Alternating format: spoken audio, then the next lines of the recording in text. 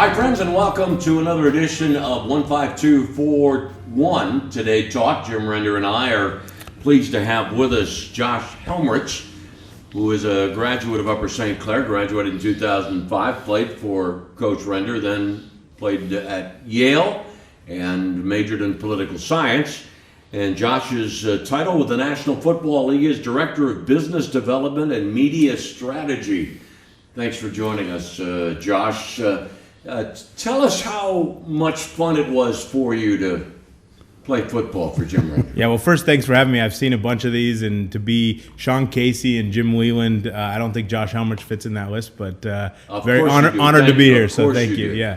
But regarding Coach, I feel incredibly lucky. A lot of men have played for Coach over the time, but I got to start way earlier than most, being a ball boy in 7th, 8th, 9th grade, and then being the quarterback sophomore through senior year. So I got a lot of experience with him, which was really special. And I think, he's touched a lot of people, certainly myself included. And, it was Friday nights in Western Pennsylvania are really special. And I think I got to see that going to Yale and talking to kids we had kids on our college team from Texas and California, Ohio, other traditional football powers. But nothing sounded like it eclipsed Western Pennsylvania Friday Night Lights here. And so to get those extra bonus years with Coach, really special. Although, given all the time I've spent with him, I definitely have a lot of good stories. But we're going to grab some of those stories and pull them out of your soul. Give me a scouting report on you as a football player. It was funny, and once Coach asked me to do this, I don't live in Pittsburgh anymore, but I'm in my parents' house, and I looked through a scrapbook, and so I won't use my words. I saw a couple quotes from Coach and from other people. I think they said, he's underrated, he's quicker than you expect, and he's got a pretty live arm. So I would say I wasn't the best athlete, obviously not the tallest guy, but learned early on from him that you can get pretty far by being smart and doing the right thing, and that can make up for a lot of the other inabilities or lack of ability compared to some of your opponents. What was your favorite play as a quarterback? Oh, we had to play. My favorite play was a play called 80 Triangle, where it was called what? 80 Triangle. 80 Triangle. Yeah, it was a passing play. Now I see when he retired, right before he retired, they were doing shotgun and all these sort of crazy passing-oriented offensive plays. We didn't have any of that. We didn't have shotgun in the playbook when I was there. But 80 Triangle was one of the few that let me throw it down the field, and we had two great receivers, Danny Cafaro and Bobby Petrini, and that let us utilize both whoever got open. So that was my favorite play. Throw it down the field from a guy that, would you say, above average arm? Is that what the pretty lively arm is what I think. I think that's what Coach said. You like that play, 80 Triangle? It was an effective play. 80 was the series, and the triangle was the route. So I want to go back. He picked it up when he was in the 7th and 8th grade as a ball boy. My relationship with Josh goes back to when he was in grade school. He actually wrote a little book about me and Cullen Hawkins.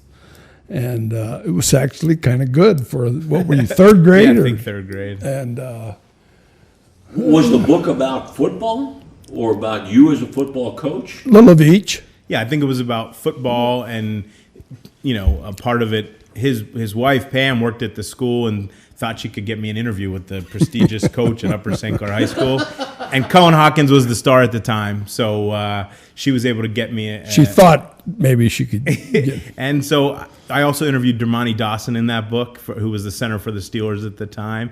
So I had some pretty good content for a 3rd grader. I think I probably had an easier time getting those interviews in 3rd grade than I would today if I wrote the starting center of the Steelers or the high school football coach. But that little book is among my treasures of. You have a copy of it? Yeah. And do you have a copy of it? My parents do somewhere, yeah, absolutely. Yeah. He talked about being a ball boy.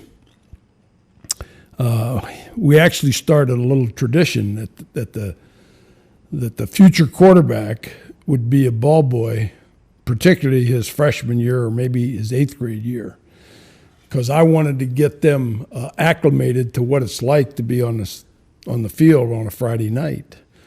And he actually went with me. I was the coach of the Pennsylvania East-West game in Altoona, and he made that trip as a freshman? I think I was a freshman or sophomore. And so we spent a week together in Altoona. Goes way back, and so then, he becomes a varsity member, and he's listed as a backup quarterback as a sophomore. However, I had pretty good vibes of he being the quarterback of the future. So I'll let him tell the story, but the senior quarterback got a cramp or whatever, and I sent Josh in. As a sophomore. As a sophomore, and having been the ball boy, for a couple of years, I saw the magnitude of Friday nights and the importance and the pressure of that environment. So I was a little nervous going into the first game, not knowing, especially listed as a backup, but we had been splitting first team reps, training camp, and going into first game. I didn't know if I'd start or not. The senior started. First series, I think the kid played both ways. He got a cramp on defense. So now we're on offense. Coach says, you're in. Okay, jog out there, hand the ball off. Running back goes 40 yards for a touchdown. I jog off. One play, one touchdown. That's not so bad. We kick off. The opponents get the ball. Now the kid's recovered from the cramp. They fumble on the second play. I'm not sure. Am I going back in or not? The quarterback's healthy. He says, yes, stay in there. So second play, hand the ball, fake hand to the same kid. Bootleg. There's our tight end, Drew Surdy, wide open in the end zone. I probably could have underhanded it to him. 2 plays, 2 touchdowns, 1 running, 1 passing. I said, I don't know what I was so nervous for. This is so easy. This is easy, yeah. Unfortunately, the end of my career didn't end as nice as it began, but that was a great introduction to high school football. Are you still good friends with the guys that you played football with in high school? A few of them, for sure. I see our receiver, Bobby Petrini, who I grew up with all the time. I'm really lucky. I see Sean Lee, who was our running back, same class, all the time. My job at the NFL, I get to go to a lot of games. And so I've been fortunate to go to Dallas to see him. I went to the Pro Bowl and spent a week when he was in the Pro Bowl. And so a few guys, not everyone, but we had a great senior class, and certainly a few of the guys I still keep in touch with. Why Yale and why political science? Why Yale? I knew, I was fortunate. I had a really good grades coming out of Upper St. Clair. I was lucky to be the valedictorian. And I knew I wanted to go to the best possible school that gave me an opportunity to play football. And so I was looking at a bunch of Ivy League schools, Cornell, Princeton, Bucknell.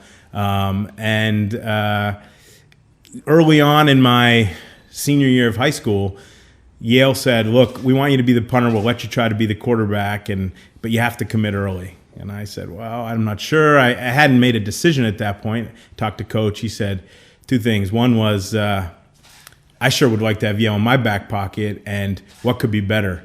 And I talked to my parents and other people, and I thought about that. What could be better? Maybe things could be as good, but I couldn't think of anything better. Yale's the first collegiate football program in the country, has national championships, has Heisman Trophy winners, unbelievable history, plays in the Ivy League, pretty good football, and obviously unparalleled education. So he was right. Why not? What could be better? I applied to one school. I got in, fortunately, and it was a great experience. Political science, Yale has a good political science department. I wanted to do something that everyone told me college, the specific major matters, but not really. It's more about learning to think and read and write, and political science helped me to do that. And it was I don't work in politics, thankfully these days. It's a crazy time, but it was a really good experience and a great learning opportunity. And you became the pretty good punter up there. I didn't get to punt too much on varsity, but it was a great experience. I punted, played quarterback, and I was thinking about this before we chatted. One of the greatest experience, obviously playing and punting in a varsity game in the Yale Bowl, that's a great experience. Some of the most fun I had a part of the football team, obviously all the time with the guys, but Yale was one of the few Division I AA or FCS teams that have JV football. And JV football at college level, they're not really, it's guys they want to get reps for or guys who want to go play. The coaches aren't really coaching, and the players have spent all week running the opponent's scout team plays. So the players barely know their own plays. So we would draw fake out as a quarterback punter. nobody scouts the JV football team. So we would run a fake punt every single JV game, and we would draw it up in the dirt. The players are hungover. Certainly the coaches are hungover because it's Sunday morning after the Saturday football games. And so we had guys drawing the plays up in the dirt. I thought you were kidding at first. No, hungover. And not me, but others. And we would draw the fake punts up in the dirt, and it worked 80-90% of the time because the opponents had no idea it was also a quarterback. So we would have the gunner, the outside guy is going to do a post, the inside guy is going to do a seam down the middle. I would take the snap, easy picking, and that was some of the highlights because everyone doesn't, half the people want to be there, half don't, but getting to do some fun stuff like that was a really good highlight. Why did you like to play football so much? I loved football, and now it's obviously it was a huge part of my time here and then my professional career. But as a young kid, when the Penguins were really good, I really wanted to play ice hockey in the early 90s. And my parents said, no way, we're not getting up that early and ice time and all that. And so I started to play football. In my first year, I don't know if you guys know Mr. McKibben, who played in the NFL, was our coach. And we went undefeated, unscored upon. Another great Upper St. Clair football player, Kevin Matthews, was our running back. And I was like, this is pretty fun. When you don't lose and no one scores, I was like, this is pretty good. I think I was a fifth quarter. They had a fifth quarter for the youngest kids who didn't play at all. I was like a center or something in the fifth quarter. And the next year I became a quarterback and was fortunate to develop. And then I was good at it and I loved it. And it became a big part of my life. Sure is.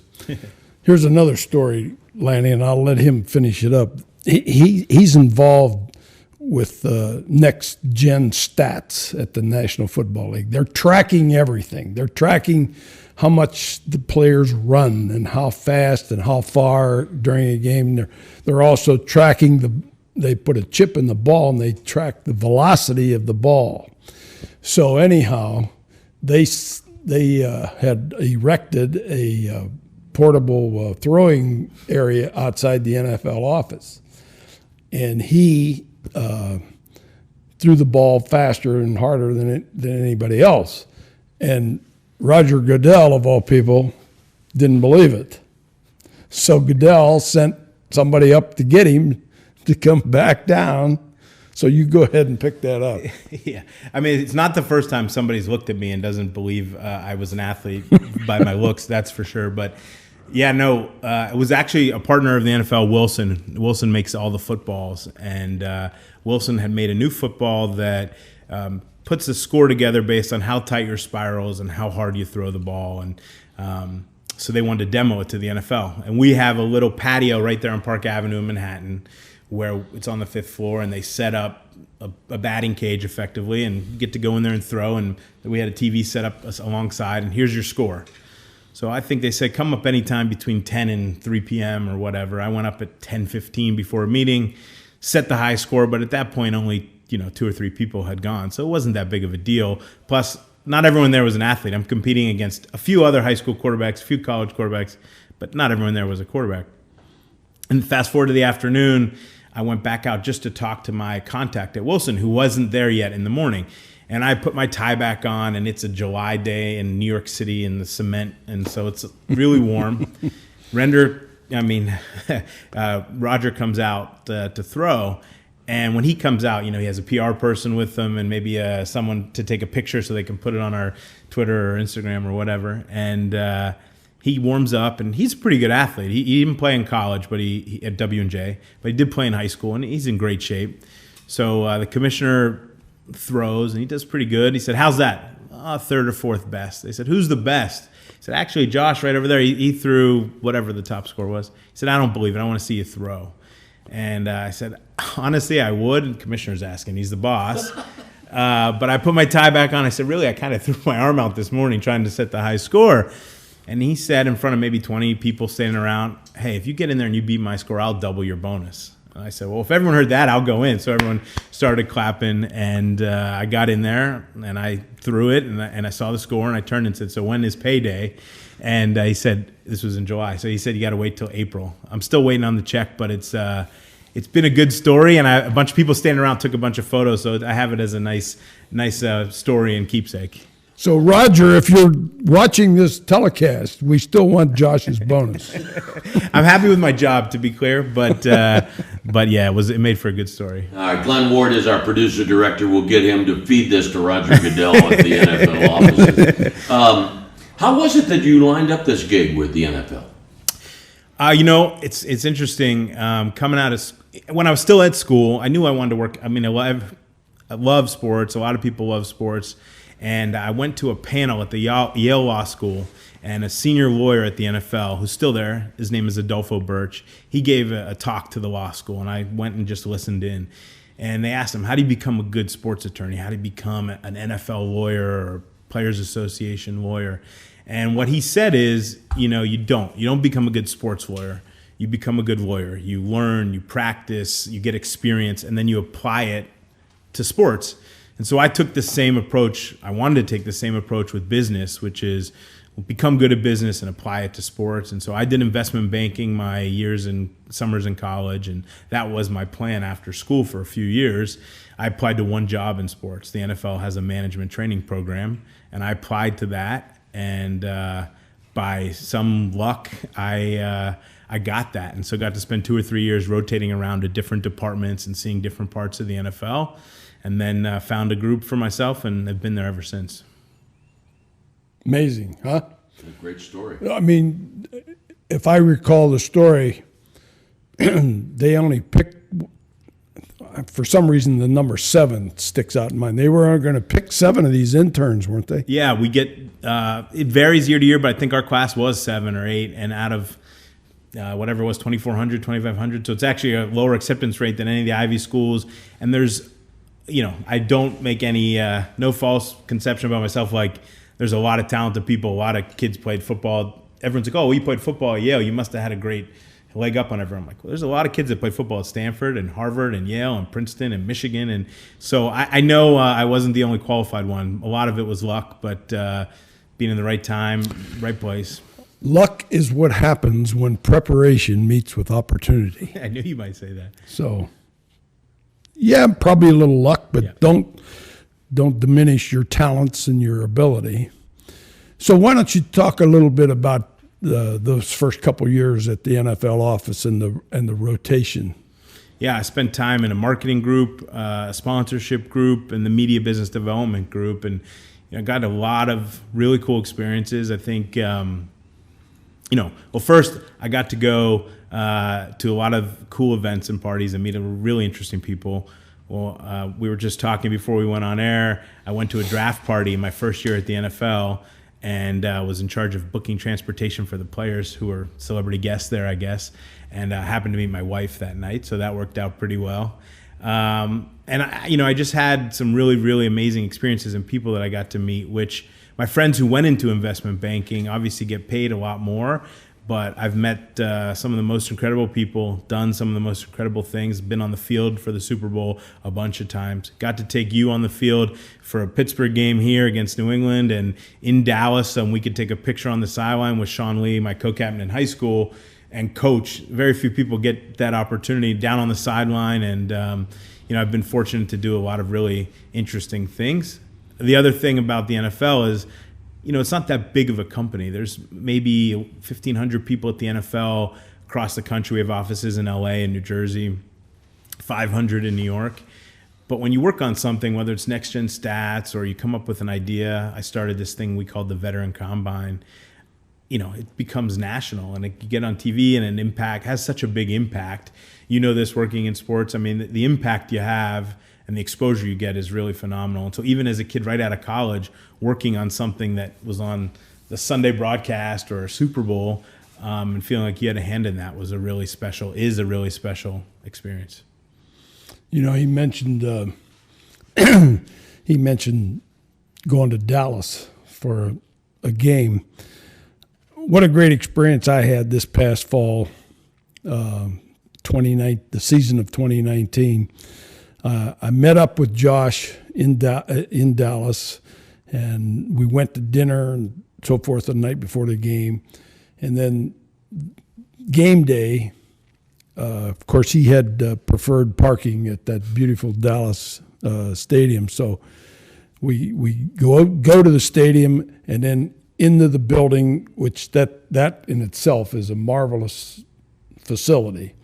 And we're up in the press area, and I'm having lunch, with the big shots in the press. Then we went down on the field and watched them warm up, and Aaron Andrews was just right there, and then Sean came out and the players, and we did a picture, and he introduced me to the referee, Walt Anderson, who one of the Dallas people thought that this guy, the referee, and I looked alike. I didn't think so, but anyhow, you get the idea. I'm down on the sidelines. Then I go to my seat, and Sean has the best game in a couple of years. He intercepted a pass and ran it back to the 5-yard line, and then later on sacked the quarterback. So if you don't think I wasn't a proud person sitting there, I got one guy working for the National Football League and the other guy playing,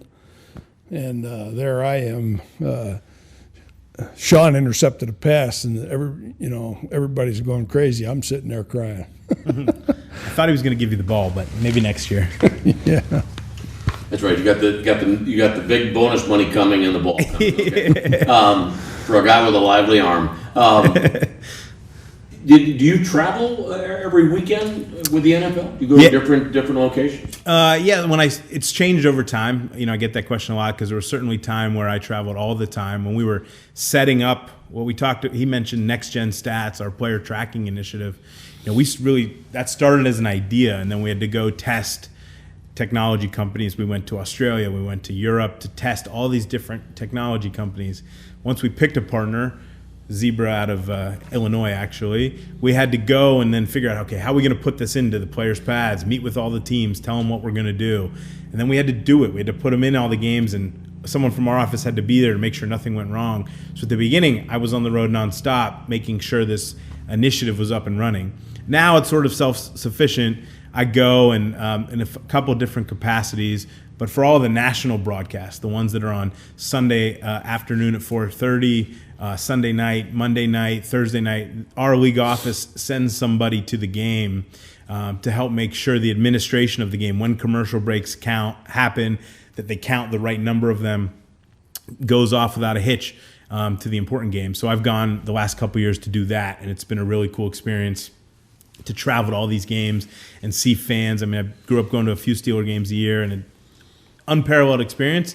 But there's a lot of really cool ones out there across the country, and I wish everyone got an experience to go to Arrowhead for a game or Seattle and see the 12th man. I mean, there's a lot of really cool experience. I know you got to see it across all the baseball stadiums. Everyone is special in their own right, so it's been really lucky in that regard. I had another great experience, Josh. I sat behind Lanny in New York broadcasting a Pirate-Yankee game. Wow. Throw for you as a Yankee guy. Well, I don't want to say that here in Pittsburgh, but yeah, that was another stadium thrill. Yeah. We had a great weekend that weekend.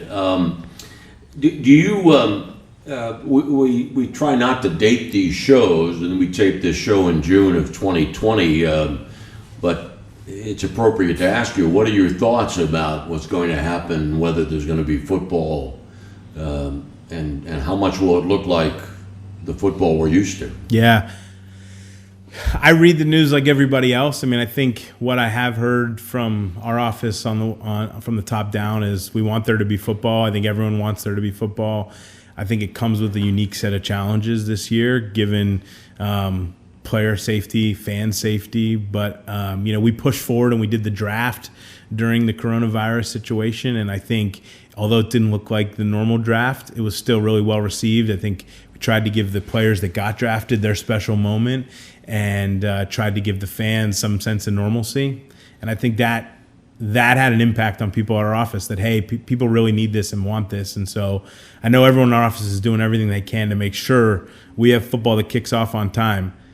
Will it have fans? I don't know. I hope so, but that may be a challenge. And I know everyone's doing everything they can to make it as normal as possible.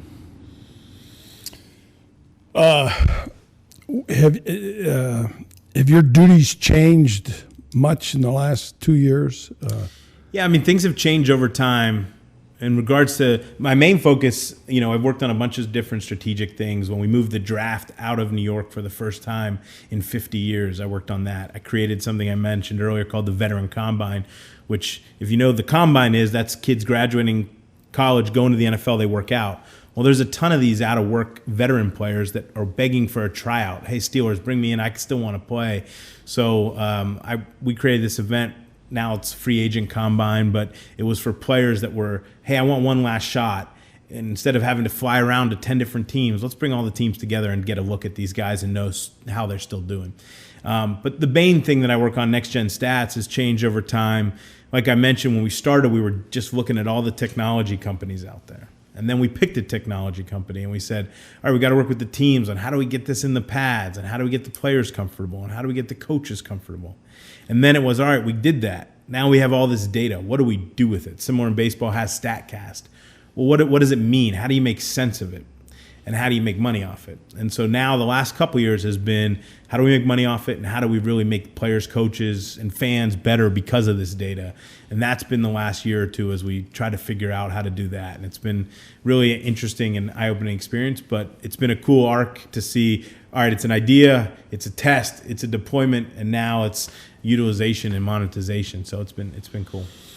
When they were introducing this stuff to the teams, his boss, who is not a football guy, finally said to Josh when they came to Pittsburgh, why don't you handle this presentation? So he wouldn't tell you that. But and then there's another big event coming up in September of 2020. He's going to be a father. I heard that. Stephanie is due. Yes. Yeah, we're very excited. September 21st is, I guess, the official due date, but very excited. A little further behind than some of my friends here in Pittsburgh. One of my best friends, who I mentioned, Bobby Petrini, he has 4 already, and we have a few friends in the city with kids, but this is our first, so I know life will change as I know it, and maybe I won't be on the road as much. But what day of the week is September 21st? I don't know.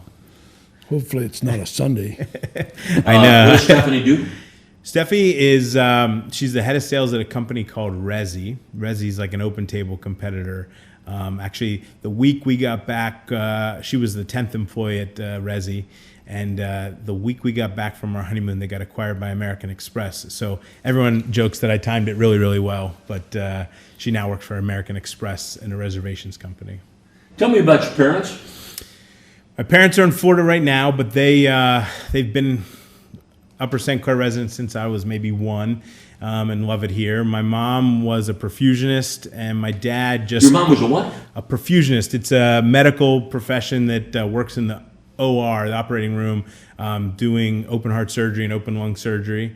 And my dad was a corporate bankruptcy attorney, so got to work when the Penguins went bankrupt. He represented the Players Association and Maytag. He's done a bunch of different big companies over the years, but he just retired January 1st. So they're figuring out the retired snowbird life or not snowbird life. But yeah, that's what they do. We're down to our last couple of minutes. First grandchild for your parents? Yes, I had one sister growing up who unfortunately passed away my senior year in high school. Oh. So I'm an only child, and so this will be their first grandchild. Very excited.